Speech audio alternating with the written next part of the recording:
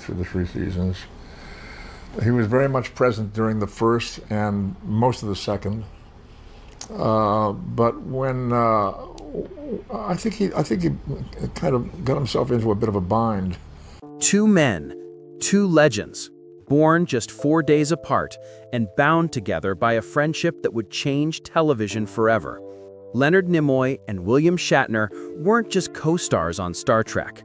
For decades, they were brothers. They shared rides to the studio, long talks in their trailer, and even fought side by side to save the show from cancellation. But in 2011, one decision tore their bond apart. Nimoy's final words to Shatner were so cold, so final, that Shatner broke down in public. How could 50 years of loyalty end in silence? Today, we're uncovering the untold story of love, loss, and betrayal between two of Hollywood's most iconic friends. Leonard Nimoy's life began in hardship.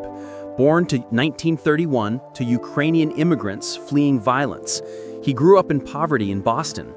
His father earned just $15 a week as a barber, while his mother struggled to keep the family together.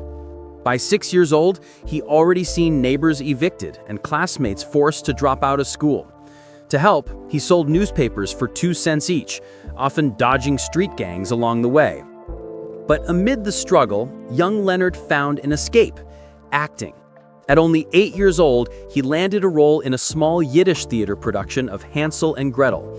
The pay was just 50 cents per show, but it felt like a fortune. More importantly, it gave him a voice. Offstage, he stuttered nervously. On stage, the stutter vanished. Acting didn't just change his life, it gave him one. Meanwhile, in Montreal, William Shatner's childhood carried its own scars. He nearly died from measles at age 5 during a deadly outbreak.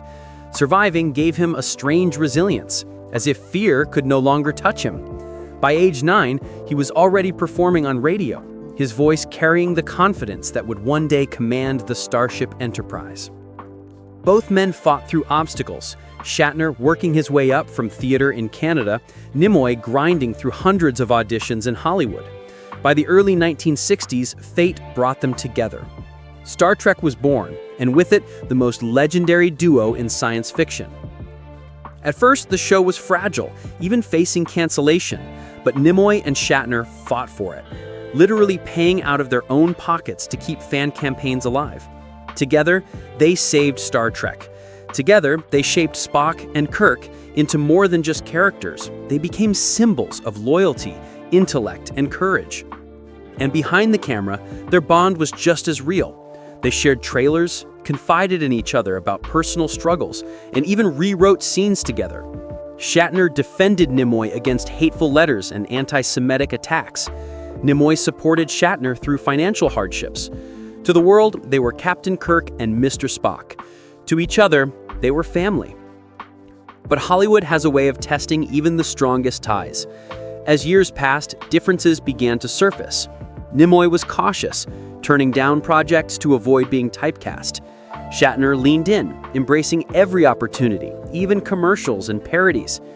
Fans began to notice. Some saw Shatner as cashing in, while Nimoy was seen as protecting the legacy.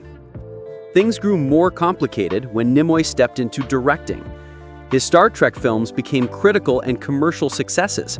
Shatner, who also wanted to direct, struggled when his film, Star Trek V, fell flat. Their professional partnerships started to fracture, but still, they remained connected, at least for a time. Then came 2011. Shatner began filming a documentary called The Captains.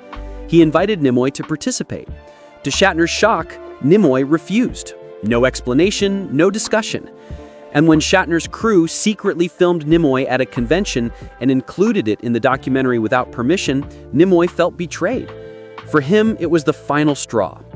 From that moment on, Nimoy cut off all contact.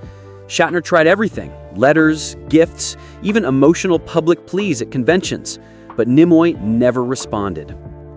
Even as his health declined from COPD, even as the end drew near, the silence remained. In 2015, Shatner wrote one last letter. In it, he confessed, "I have had a deep love for you, Leonard," but Nimoy never answered. On February 27, 2015, Leonard Nimoy passed away at age 83. Shatner learned the news from television.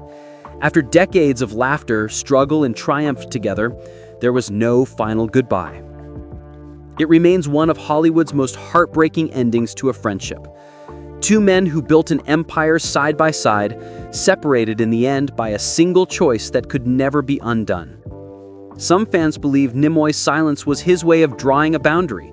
Others believe Shatner's persistence was proof of his love. Perhaps both are true. What's certain is that the bond between Kirk and Spock will live forever, even if the friendship behind it could not. Because in the end, legends don't just live on screen. They live in the spaces between love, pain, and memory. Thank you for watching. If you want more untold Hollywood stories like this, make sure to like, share, and subscribe.